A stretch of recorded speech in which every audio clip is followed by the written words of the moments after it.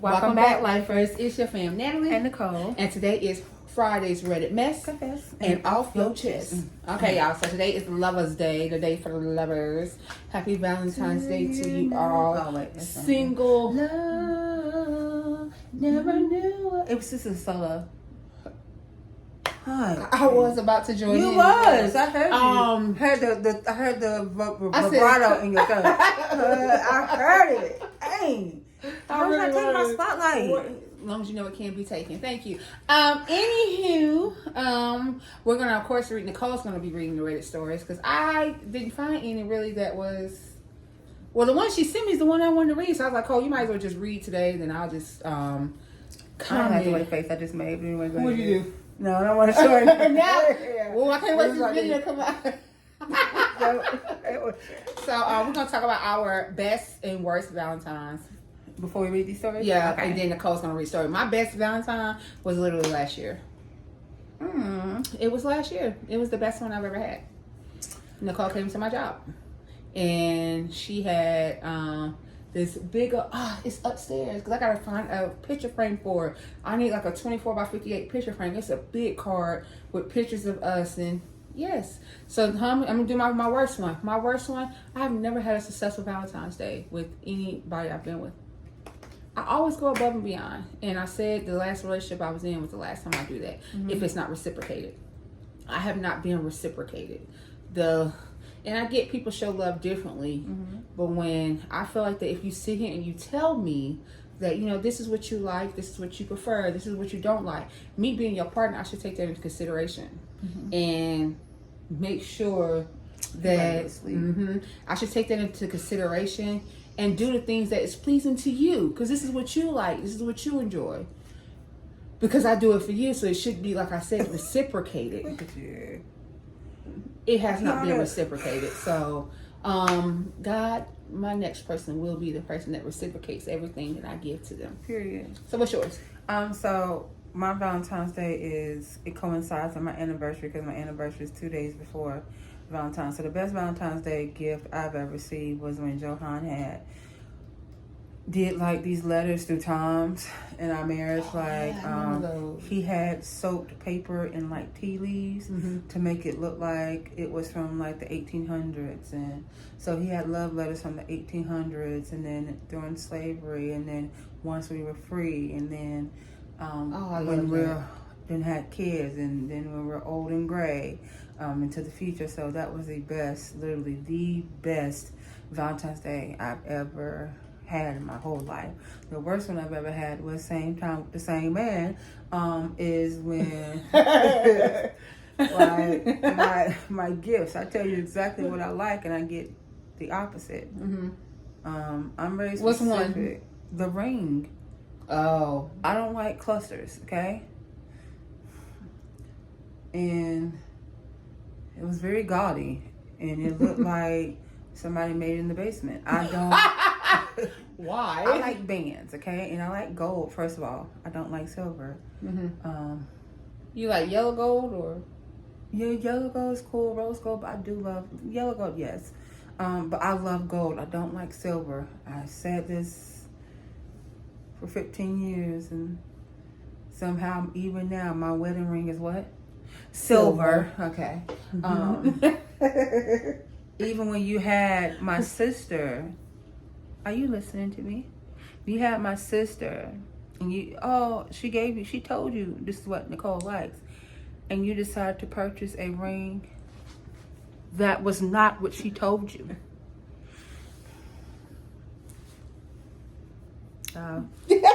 So why'd you waste the time? The money. Okay. Of course I'm gonna wear it because I was, but anyway. Huh? I ain't putting no lotion on. Play stupid games, win stupid prizes. Okay. All right. Well, yeah, so that's all right then. All right. So the Reddit story. Let me start off. Should I start off juicy? No. I don't know. Build it up. What y'all doing for Valentine's Day though? Let me know what y'all doing. Y'all got any plans? Our I do. church is hosting what's it called? Parent free night? Yeah. It's like 10 6P to 9P. Yes, he said not 9:01, not 9:03. Come get your kids at 9:00. But it's like childcare. They having snacks and movies. It's like $25 for one child, 60 for two. 40 for two. I don't know. I can't remember, y'all. See? Go to New Jerusalem Cathedral Facebook page and you'll see it on there though. But yeah, I'll also be watching your kids if you need me to watch your kids. I get off at 7, so if you need someone to watch your kids from 7 to 7:30 to 9:45, I will do that. No fee. And I can say that because I don't know anybody that has a little small child. Nicole child is 22. She has her own Valentine. Okay. It's okay. Hit us with the Reddit stories, Nicole. What's the subreddit? Am I the butthole? All right, could be. Am I the butthole for changing my mind on wanting kids and saying I've never been more disappointed in my wife? My wife and I are both 27. We got married at 21. I know that's young. We never wanted kids and agreed to it. In August, my wife's sister and her husband died. We minded their kids 6 and 3 cents. She is a godmother to the 6-year-old and I'm the godfather to the 3-year-old. We had a really good relationship with the couple. Her husband was my pub/football buddy, etc. We recently were asked our intentions with the kids. We had a huge fight. She wants to put them in care, foster care, but I don't. Financially, we are very good. No debt, own our home, inherited. I have a successful business. She has been very successful so far in her job. She says she doesn't want to be tied down to kids. I said it wouldn't have been my first choice, but they are family. She said, I knew you changed your mind on kids. I was like, I didn't change my mind. The circumstances changed. Absolutely. I asked her if she didn't see a duty to them, and she said no. She said they'll get a family, maybe with kids already in the home, and they will be better off. And I said if they don't get a family, what did you say? And she said, wait. She said they'll get a family. Okay. And I said if they don't get a family, or if they get a family, that isn't great. I don't understand what he meant. She said, I'm not minding them. The ball's in your court, she said. I asked her if she's 100% certain. She said, yeah. I was honestly shocked and said, I've never been more disappointed in her. She said, likewise. We have never argued ever. Maybe a fun argument over what show to watch. We aren't even talking. We still give each other a morning kiss and cuddle, but that's about it. Selfishly, there's a tiny part of me wondering if she would feel any responsibility to me if something happened to me. I know that's unfair. I also find it incredibly heartless. The eldest still cries many nights. You can see the sadness in him. To say and to care you go au revoir is mind-blowing to me. Just for balance, I do love her and she's a great woman. Am I the butthole? I don't think he's a butthole, but I don't think she's a butthole either. Only because, well, hold on, wait. Yes, I do a little bit. Because when you become someone's godmother, godparent, that's it.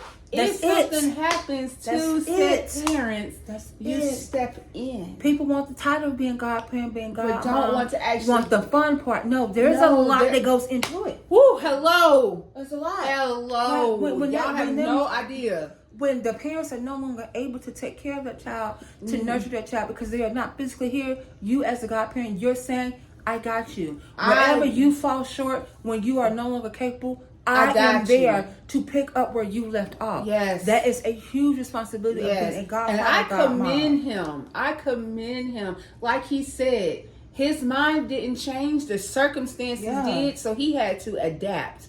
And that's exactly what he's doing for these two kids who lost both parents at the same daggone time. That was her sister, right? Yeah, her sister. So your niece, your blood relative, your niece and your nephew, you're like, no. But you know what? Honestly, though, I'm glad. Oh yeah, he's not. Well, I'm glad he found out now because I think that. What if something happened in the future and they had an oopsie? You know what I'm saying? And yeah, so what did you think? I think that like I said, that you can't even honor the promise you made to your sister. Yeah, then I don't know how. It sucks. So like, and then my thing is, I don't know where the red stuff keep coming from. I'm mad because without her, he can't keep the kids, right? Because he's just the uncle by marriage. But I don't think they see it uncle by marriage. So I'm saying, like, if she but I'm thinking, maybe there isn't anyone else to. Yeah, because I was reading the comments and they was like, what about her parents? Why can't they raise the kids? Because they're probably older. Yeah, I don't think there is anyone else, which is why they made it. Made you. They made you their godparent for a reason. Wife. Yeah, and just like I said, that's a huge.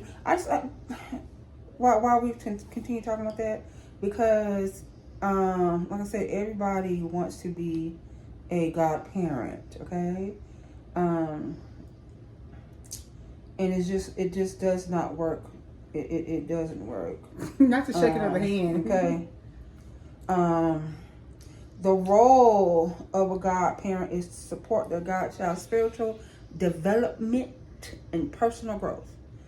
Okay, that's the role. It's so many other stuff. You be a mentor, for prayer, role model, spiritual guidance. Like it's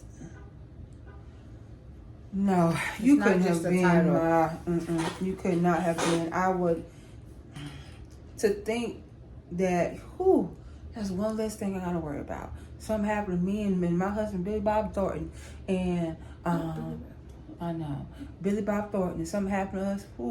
I ain't gotta worry about where these kids are gonna go, who gonna love these kids, who gonna take care of these kids, because thank God they have been appointed godparents, and we know that we've sat down and we've had that talk. Also, it's important for parents to sit down and have that talk with these said godparents, so they can know that, hey, look, in the event that something should happen to us, then this is what I would like. Because sometimes you aren't specific, and so if you are specific enough, then people could be like, you know what, this isn't for me. Thank you for the consideration. Right. I'm not that person for it. They deserve someone better, basically. Okay. Okay. Am I the butthole? Am I the butthole for asking my husband to stop funding my mother-in-law, sister-in-law lifestyle? No, we're not bad. This pissed me off. Okay. My husband is 38 and I am 36, and we've been married for 6 years now. My pay has always been double his, so I've been taking care of most of the household expenses like rent, insurance, and utilities, while he handles the groceries. That's all? I've asked him multiple times for the past few years about having a baby and buying a house, but he always made excuses saying we don't have enough money for either. So I've been saving as much as I can and putting in extra effort work to earn more. Recently, I found out he's been buying a house for his sister, 36, not married, and paying the mortgage on it for the past couple of years. I'll repeat that. I found out that he's been buying a house for his sister, who is 36, not married, and paying the mortgage on it for the past couple of years. On top of that, he's been funding their lifestyle and trips, even though his sister has a good salary and is working. I feel hurt because he lied to me about our financial situation. He made me believe that he couldn't help us build a life together while I've been managing everything, our expenses, trips, and even saving for a future home. I asked him to stop sending money to his sister, but he refused to stop paying the mortgage. What should I do? We had a huge fight when I accidentally found out that he's earning way more than what he told me. And I even asked for a divorce. He started crying and said he was embarrassed to tell me the truth. Apparently, his father doesn't have any money, and they've never owned a home. He wanted to buy a home for his mom. His sister took out the home loan, and so the house is under her name, even though he's been paying the mortgage. I don't understand why he would find this so embarrassing to hide it from me, his wife. He said he'll start saving for our future home, but he insists on continuing to pay the mortgage because he doesn't want to burden his sister. Okay, I get it. By the way, his sister's 36, isn't married, and is living with my mother-in-law in the house that he bought. We have separate accounts, so it was easy for him to lie about his salary and how much he could pitch in. I get it. I get it. I get it too. He's gonna live with his sister. Basically, they're all living in the same house. Mom, brother, and sister. Now you guys have you family unit. Okay, I'm out the door. Ain't no way. There's anyway, Let me tell you. You're embarrassed. Let me tell you one of the worst things you can do as a mate, whether you are a female or a male. Mm-hmm. As a mate, you see your mate struggling to pay bills. Mm-hmm. You see your mate struggling to rob Peter to pay Paul. Come on. Mm-hmm. And you do nothing to help. Nothing. You lie. On top of that, all you're doing is paying for groceries. You're helping others. So you've watched me get out this bed, work extra shifts, so we can we finally gonna have us a home. We finally gonna get us a child. While you was probably laying there, acting like you don't have to care in the world, and you really don't, cause you make more. You're making more than what you said you did. Hurt ain't the word I would be. When I tell you I would divorce your behind so quick, like you building a marriage on lies, on lies. Let me tell you, one of the biggest marriage relationship killers is finances. Yes, always finance. Yes, people can't talk about finances, and I feel like when you try to talk to people, sometimes depending on who your mate is, if they're comfortable with their financial security and responsibility, with their financial security and responsibilities, it will be no issue with them talking about it with you because they're secure. But when you have those people that's so insecure that, oh, maybe they aren't making it, or maybe they know that they are spending what they shouldn't be spending on trivial things. When you got bills at home to pay, every time you bring up finances, they want to argue. They want to divert their attention. Yeah, it's always an attitude. Always an attitude. Like, hello, these bills come around every month. Let me tell you something. And also, to know that you can sit here and give so freely to others, but when it comes to your mate, they get absolutely nothing. What kind of mate are you again? A divorced mate, a single mate. That's it. You're by yourself. You That's no longer it. have a significant other. That's it. You no longer have a partner. You now living with your mama and your sister. Yep. Have fun. Have fun. Your stuff will be dropped off at their house. Yep. Have fun. Have fun. They can't even say they're using you because you'll have fun. Have fun. That is the most stupidest thing I've heard. Stupid. Okay. And you're not going to stop. You're stupid. You say what, Cole? I'll read two more. Okay, then. Okay. So this is from parenting. You really pissing me off. And I don't even know why I'm in this subreddit. It be some crazy stories, these parent stories. The kids be beating these parents up, 6 years old. They coming on Reddit talking about, what should I do? Beat them back. No, I'm saying don't do that. But you're not about to be 6 years old beating me. Okay, so this is from parenting. It's in the newborn 0 to 8 weeks category. Oh, it's a little baby. My wife is making it hard for me to spend time with my newborn child. Yes. With my newborn daughter. My wife and I have always had the best relationship and are very close, open and honest with each other. We had a daughter a month ago and we both love her so much. However, my wife is very controlling of interactions with my daughter, and after a month of it now, it's really starting to affect how I feel about her and saddens me greatly. She spends her days in our bedroom with her mother, who is staying with us. Early on, she offered that I go sleep in a different room as I work 70 hours a week, and I begrudgingly accepted, as I really needed to be operational at work. This has now morphed into a situation where she lives in our bedroom with her mother and our daughter, and I sleep in a different room. Whenever I come in to see the baby, she is either sleeping, eating, or getting changed, and the only time I can spend with her is while changing or carrying her after meals. My wife gets very concerned as soon as she's moved too much, touch or kiss her too much, etc., etc. Or if I get too close to her when she's sleeping. I must add that I adore my daughter and am extremely cautious with how I handle her. It was nearly a month before my wife, It was nearly a month. It was nearly a month before my wife left our daughter out of that let our daughter out of the bedroom. I carried her out to show her the house. So the baby was stuck in the room just for a whole month. She didn't venture anywhere else in the household or anywhere else. for a whole month. It's gotten to the point where earlier today, my wife left me with our daughter to go eat, and I was alone with her, and I felt so happy that it was just me and the baby, and not having her behind me telling me what to do do this and that. She tells me all mothers are like this with newborns, but it feels to me she is totally losing the plot and being way too overbearing. I feel my daughter needs to spend time and play with her dad. She's so happy whenever I'm with her. I am minded to send her mother home so we can get close again, but I'm worried that will take away part of her support system, and I don't want that. Has any of the parents encountered this situation? I'm just going to say this real quick. I understand that there are postpartum depression with mothers. I get that. Netley got experience on that. Unfortunately, child. But even saying that, You isolating your father from being a father. he deserves to be around a child. And what made me so upset was how many mothers was condoning this. Oh, you need to give her grace.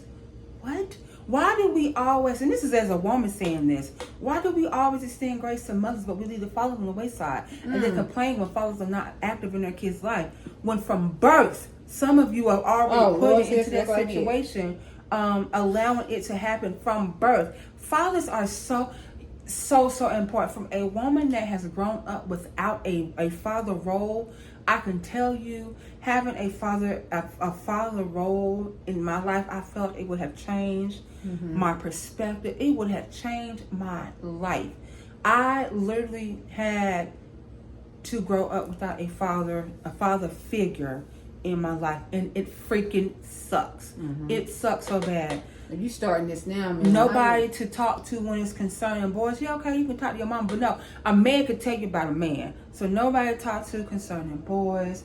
Nobody to talk to when the first boy broke my heart. Nobody to tell me, okay, well, this is what you should look for as far as attributes in a man that you're dealing with. Nobody.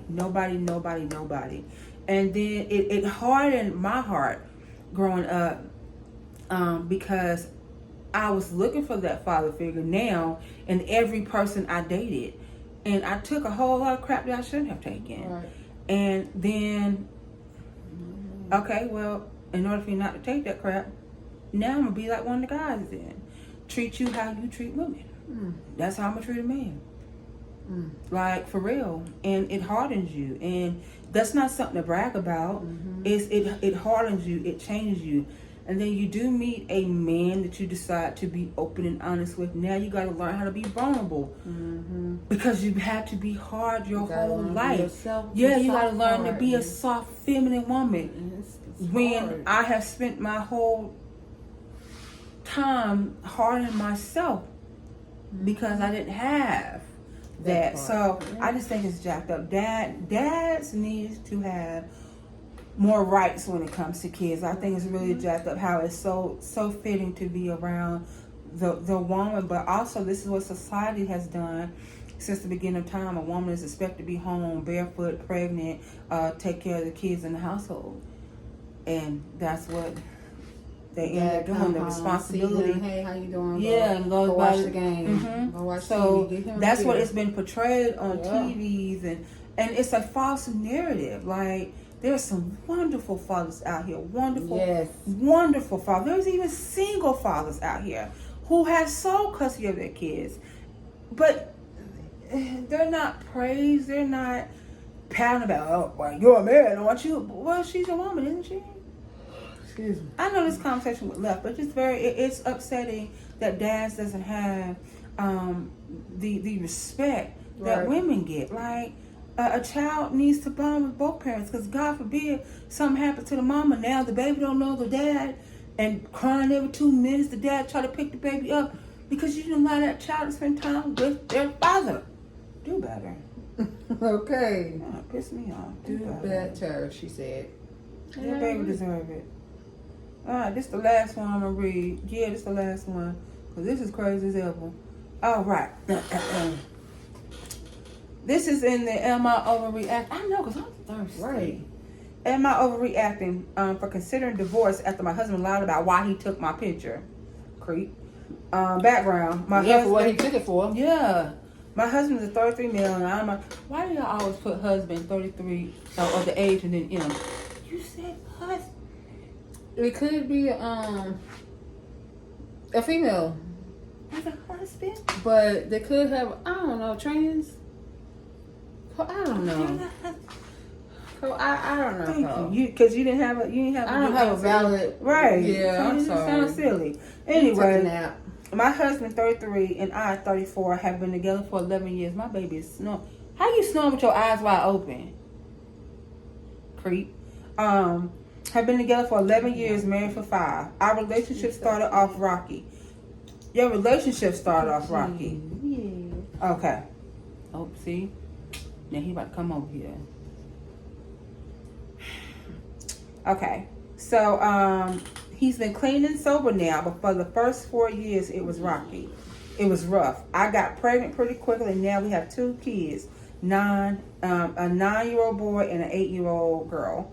He no longer drinks or uses drugs, but would bet our house if he could because he loves to gamble. So basically, he traded one addiction for another one. Yep. About a year ago, he lost a few $1,000s on a sports betting site, so we put him on the self-exclusion list for gambling for life.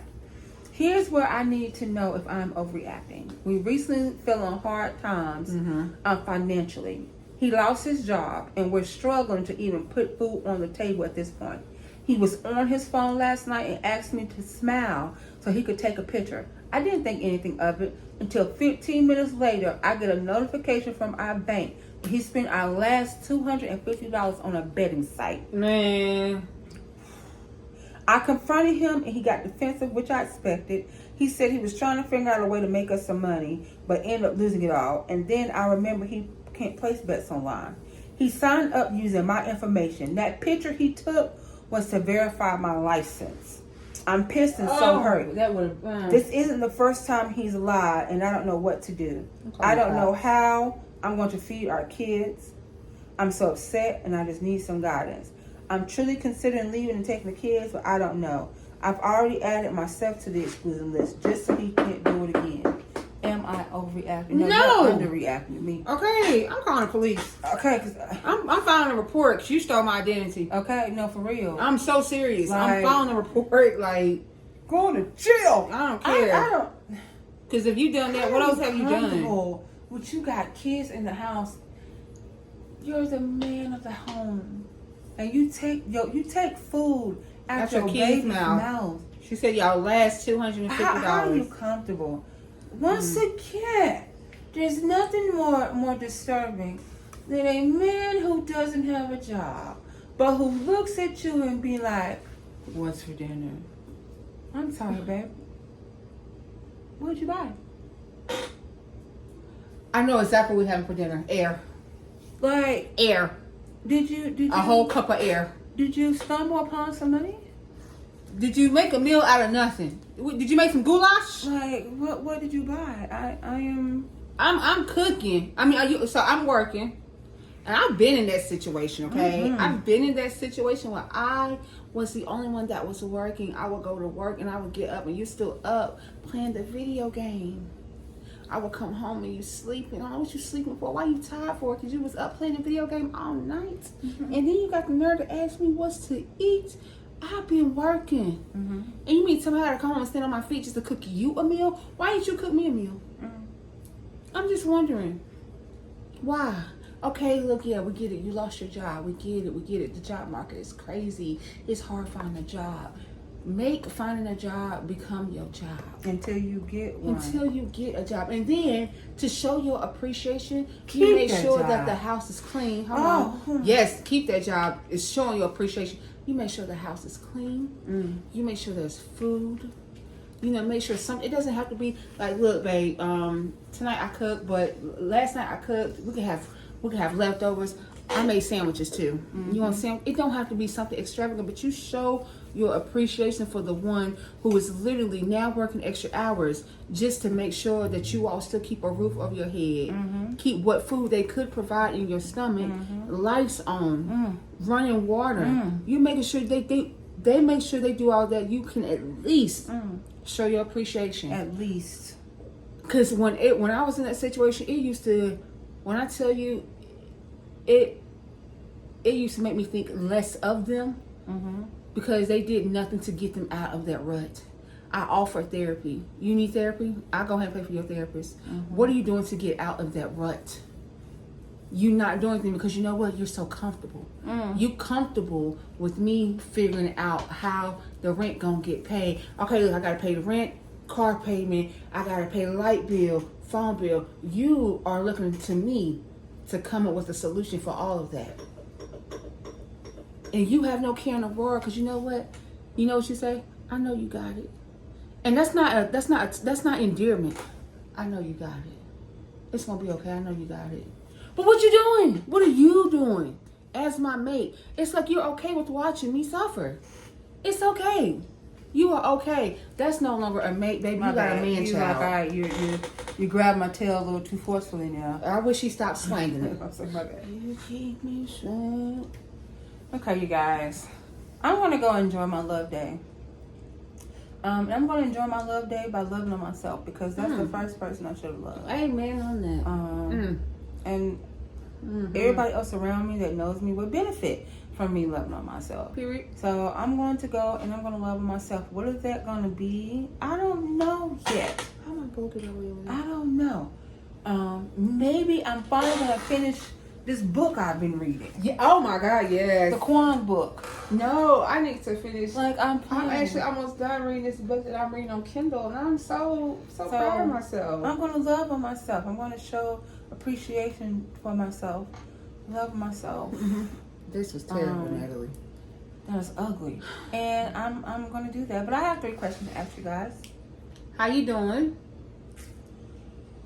How's your mental? And have you been kind to yourself? You should think. No, I was like, dang, trying to go in order, but it's okay.